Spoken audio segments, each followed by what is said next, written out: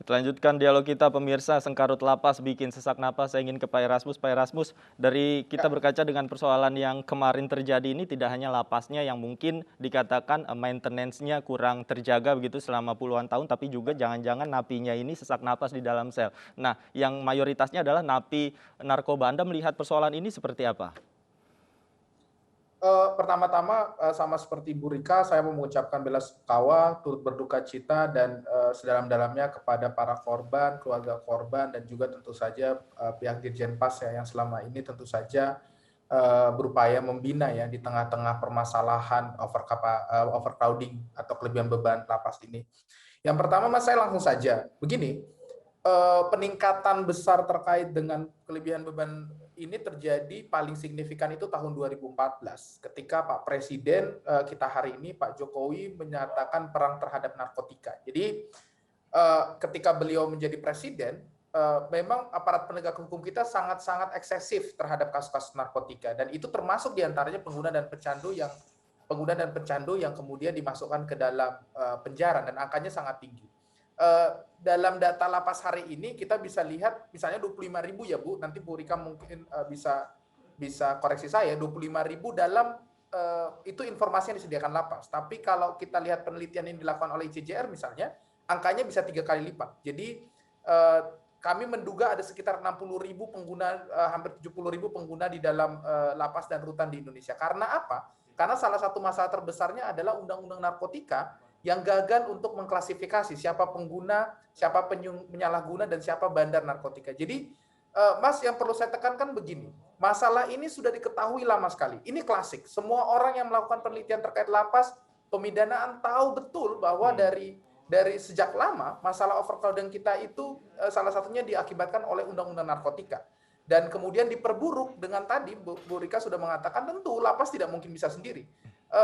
Saya mungkin agak intermezzo ya, tapi lapas ini kalau Anda tanya apa capaian terbesarnya petugas lapas, itu sebetulnya bukan pembinaan, tapi supaya lapas tidak rusuh. Karena sesulit itulah mereka bekerja di dalam overcrowding. Jadi ketika saya ditanya tentang lapas, saya akan selalu bilang adalah petugas lapas ini adalah mereka yang bekerja dalam kondisi yang tidak ideal.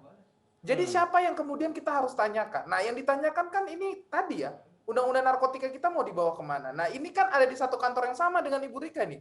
Ada di Dirjen PP misalnya, ada di BPHN. Sejauh mana kemudian rencana-rencana dari pemerintah untuk melakukan revisi terhadap undang-undang narkotika? Karena kalau ini tidak diselesaikan, arus masuk ke dalam lapas tidak diselesaikan, seberapa banyak pun kita buat lapas, seberapa banyak pun kita bangun lapas, tidak akan pernah selesai. Karena masalahnya adalah di permasalahan arus masuk, pemidanaan yang begitu besar. Nah, tadi saya mau respon sedikit.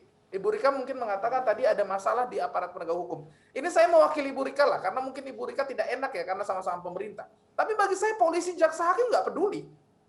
Mereka nggak peduli lapas penuh hari ini.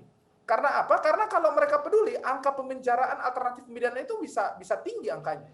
Dan yang hari ini kita temukan tidak. Riset kami menemukan penjara digunakan 52 kali lebih sering daripada pidana yang lain. Riset kami dari Mahkamah Agung menyatakan bahwa dari 100% putusan pidana yang dikeluarkan oleh hakim, hanya 3% alternatif pemidana. 3% itu apa? Pidana pasal 14 KUHP,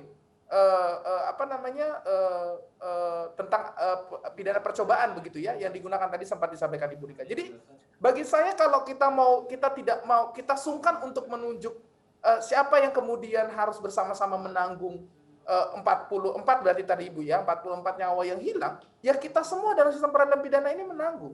Dan lapas, Kementerian Hukum dan HAM, utamanya Dirjen Pas ya, saya mau bilang Dirjen Pas, itu sering berjalan sendiri. Dirjen Pas sering berjalan sendiri. Ketika terjadi masalah seperti ini, maka samsaknya adalah Dirjen Pas.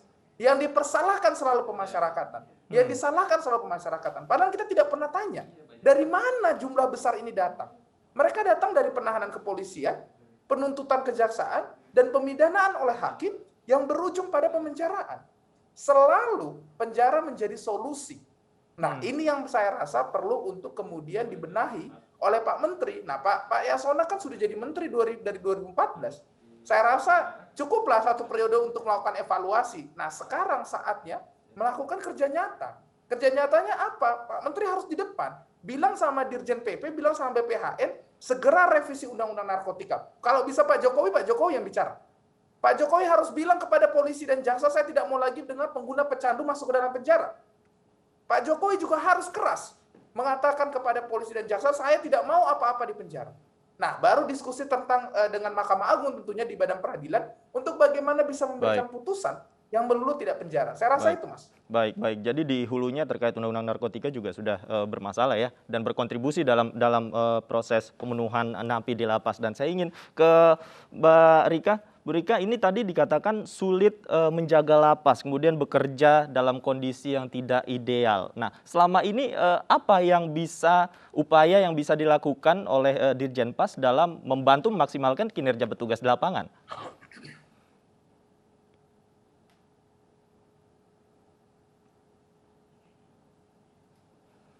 Ya. Bu Rika, mohon maaf, audionya boleh dibuka. Sorry. Ya. Oke. Sangat menarik sekali tadi disampaikan oleh Pak Erasmus bahwa kita bekerja di kondisi yang tidak ideal. Ya, tidak ideal, tapi memang we have no choice ya. Kita harus tetap bekerja. Nah, warga binaan itu ada di kami dan memang harus kami handle. Yang dicari apa strateginya? Peningkatan kapasitas, ya. Dilakukan peningkatan kapasitas, ya. Tapi sekali lagi pasti ada tantangannya. Selalu berimplikasi kepada anggaran, tapi tetap dilaksanakan oleh kami ya, peningkatan kapasitas. Yang kedua ini mungkin yang paling tradisional. Saya katakan tradisional ini dilakukan dari dulu dan ini bisa jadi kemasan dari bagian pembinaan. Yang kami lakukan adalah menyentuh hati dari warga binaan. Karena kalau membandingkan antara jumlah petugas dengan warga binaan tentu tidak sebanding. Artinya apa? Kami menyentuhnya hatinya bagian dari pembinaan, kami mengajak mereka untuk menjadi bagian dari kami dalam arti positif ya. Sama-sama menjaga kondisi lapas, bahwa ini juga berpengaruh kepada mereka. Itu strategi yang diambil oleh teman-teman kami yang di lapas dan rutan. Dan itu ya itu yang kami lakukan dan alhamdulillah sih lumayan berjalan. Kayak lagi itu bagian dari pembinaan dan itu strategi kurangnya dari pengamanan selain memang penambahan kompetensi bagi petugas kami.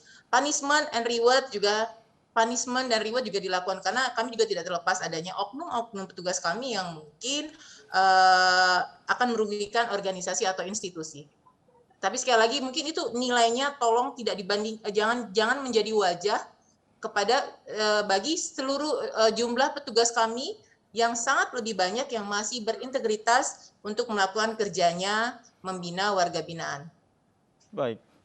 Ibu Rika, kalau soal teknis di lapangan kemarin juga saya sempat mendengar Ibu Rika mengatakan bahwa terkait persoalan teknis, kemudian central lock yang ada di lapas, kemudian sel, kamar, dan instalasi listrik seperti itu, apakah saat ini juga tidak ada upaya yang bisa dilakukan untuk mengantisipasi hal itu?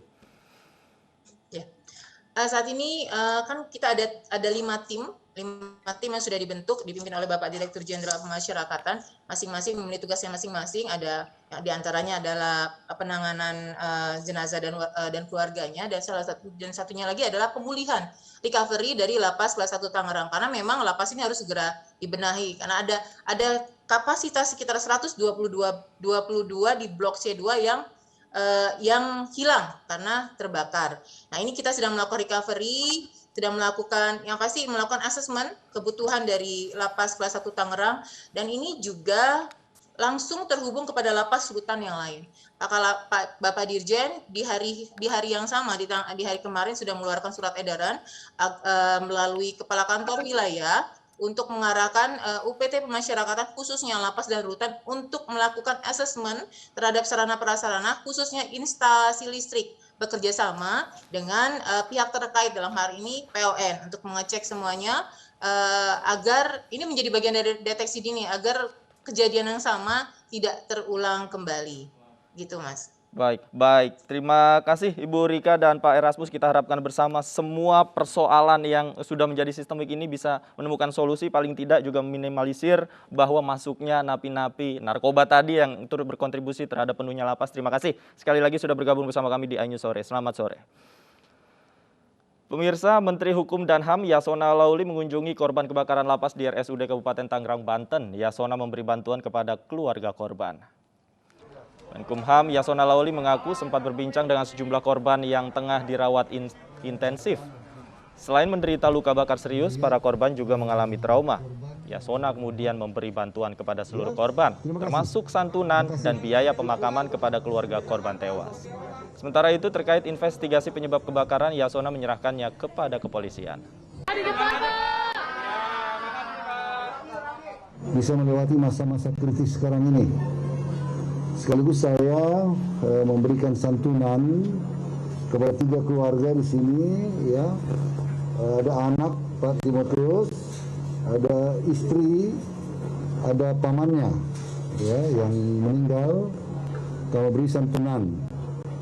Dan semua biaya pemulasaran, biaya pemakaman, biaya pengurusan jenazah kami urus. Itu kita serahkan aja ke Polri, nggak usah berspekulasi dulu. Nanti kan harusnya setelah tuntas lah, jelas kalau ada itu, ya itu baru kita. Ini kan masih kemarin aja kan dugaan sementara listrik, ya kan? Dugaan begini itu biar aja, biar kita. Pemirsa, tim Disaster Victim Identification DVI Mabes Polri berhasil mengidentifikasi 1 korban kebakaran lapas kelas 1 Tangerang dari total 44 korban. Tim DVI membuka posko antemortem agar keluarga korban dapat menyerahkan rekam medis untuk membantu proses identifikasi. Tim DVI Mabes Polri masih mengidentifikasi 44 korban tewas kebakaran lapas kelas 1 Tangerang. Kondisi jenazah sebagian mengalami luka bakar mencapai 100%. Berdasarkan keterangan tim DVI Rumah Sakit Polri, kondisi jenazah sebagian besar mengalami luka bakar yang berat hingga mencapai 100%, menghambat proses identifikasi. Data terakhir menyebutkan 37 keluarga telah mendatangi posko antemortem di Rumah Sakit Polri Kramat Jati. Jika tim DVI telah berhasil mencocokkan data postmortem dan antemortem dan memiliki keidentikan, maka keluarga akan langsung dihubungi. Ya, kalau sudah teridentifikasi, nanti ada prosesnya, kita serahkan ke lapas, lapas nanti langsung ke keluarga. Masalah tenggang waktu, tim akan bekerja sampai tuntas pemeriksaan. Sampai seluruh terperiksa semua dari 41, sementara 41 jenazah itu terperiksa semua, baru selesai. Ya, jadi tidak ada tenggat waktu. Ya, sampai kapanpun akan dituntaskan oleh tim DVI untuk mengidentifikasi keseluruhan itu.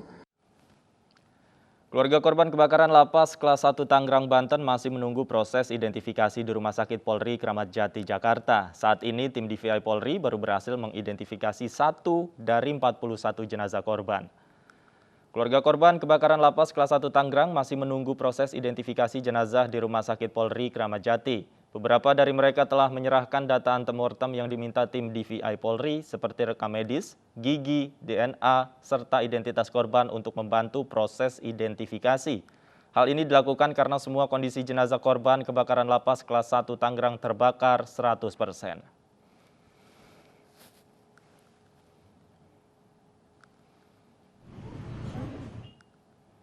Pemirsa, Lembaga Pemasyarakatan kelas 1 Tangerang terbakar pada Rabu dini hari. Api diduga berasal dari ruang tahanan Blok C2 dan dengan cepat menyebar ke ruangan lainnya.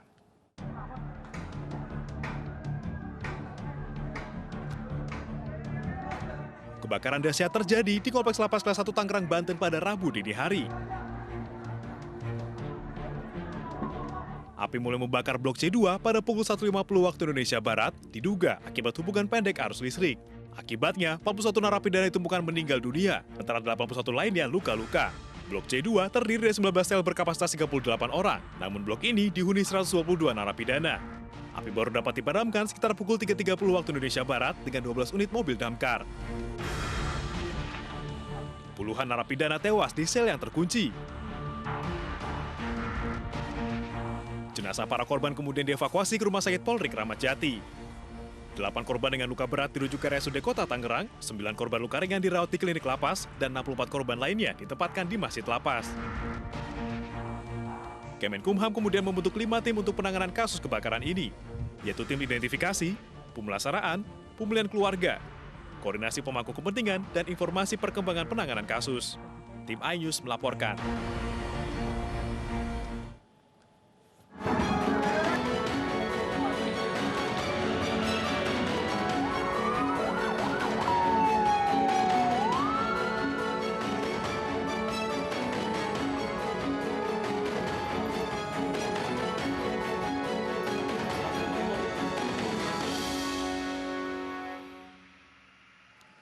Evakuasi ratusan penumpang KM Simba 01 di perairan Sanana, Maluku Utara berlangsung dramatis. iNews sore segera kembali, tetaplah bersama kami.